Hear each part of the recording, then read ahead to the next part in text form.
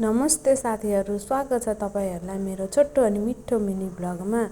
अनि तपाईँहरूको दिनको सुरुवात कसरी भयो?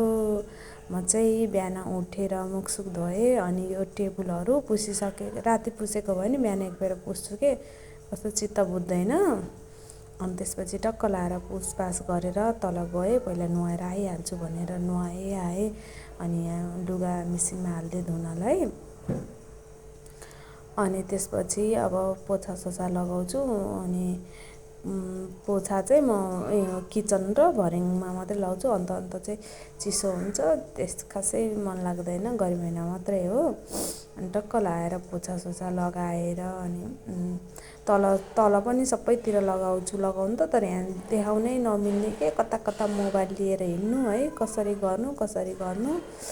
अनि टक्क लाएर पोछासोछा लगाएँ। अनि पूजा भाँडासाँडा मोलेँ।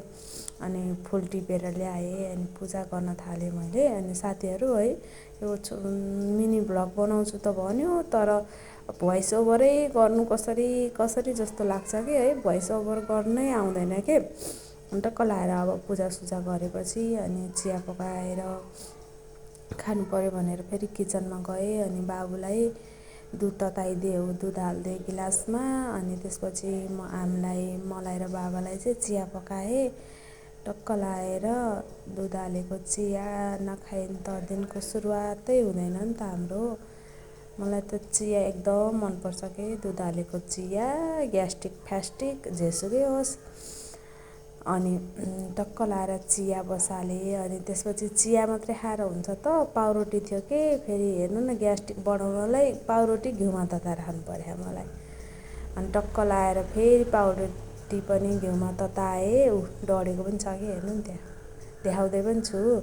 अनि टक्क लाएर घिउमा पाउरोटी तताएर अनि चिया पाउरोटी खाएँ। अनि आज पल्लो घर छिमेकीको घर पूजा थियो। अनि आउनु है भन्नुभएको थियो कि यस्तो सगाइ गर्नलाई। टक्क चिया पाउरोटी खाएपछि म चाहिँ गएँ त्यहाँ। यस्तो पूजा सुरु भर्खर हुँदै रहेछ। यता पकाउनलाई धमाधम बुहारी छोरी सबैजना मिलेर हामी छरछिमेकी पनि गयौँ। टक्क सेल पकायौँ। अनि चिया पकाउनु हो, चिया खायौँ। अनि अरू देखाउनै पाइनँ, हेर्नु न। अनि घर हतार फेरि घर आएँ, बाबुलाई स्कुल पुर्याउनु पऱ्यो।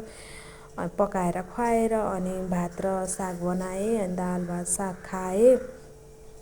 अनि हेर्नु न, अरू त बनाउनै पाइनँ। त्यही माथि यो मिनी ब्लग पनि हिजोको है साथीहरू, आजको नि होइन।